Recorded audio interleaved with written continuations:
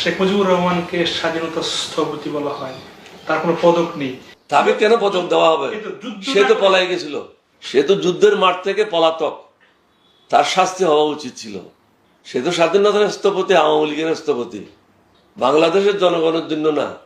আমরা যখন যুদ্ধ করি সে তখন পাকিস্তানের মুরগি আর ছাগলের মাংস খাচ্ছিল বসে বসে। তার ফ্যামিলিকে পাকিস্তান আর্মির থেকে অ্যালাউন্স দেওয়া হয়েছিল। শেখ হাসিনার ছেলে জয়ের জন্ম কোথায় হয় আপনাদের জানা উচিত, সমগ্র জাতির জানা উচিত।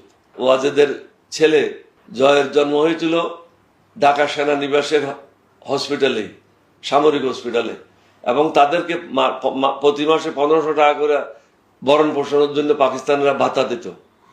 পাকিস্তানের ভাতা নিয়েছে, পাকিস্তানের সব সুযোগ সুবিধা নিয়েছে। হাসিনা পাকিস্তানিদের জিপে করে সিএমএইচে গেছে, তার বাচ্চা সেখানেই হয়েছে। সুতরাং বাংলাদেশের স্বাধীনতার জন্য তাদের কি অবদান, যার জন্য তো বাংলাদেশে এই অবস্থা করেছে, লুটপাট করে। আপনারা এখন দেখেছেন শ্বেতপত্র পাবলিশ হয়েছে, 28 লক্ষ হাজার কোটি টাকা শেখ হাসিনা এবং তার দলের লোকেরা লুটপাট করে বাংলাদেশ থেকে নিয়ে গেছে।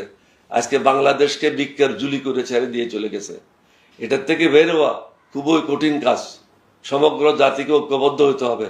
সব রাজনৈতিক দলকে দলমত নির্বিশেষে ঐক্যবদ্ধভাবে যারা অন্তর্বর্তীকালীন সরকার আছে তাদেরকে সাহায্য করতে হবে, সহযোগিতা করতে হবে। শুধু নির্বাচন করে পাগলামি করলে হবে না।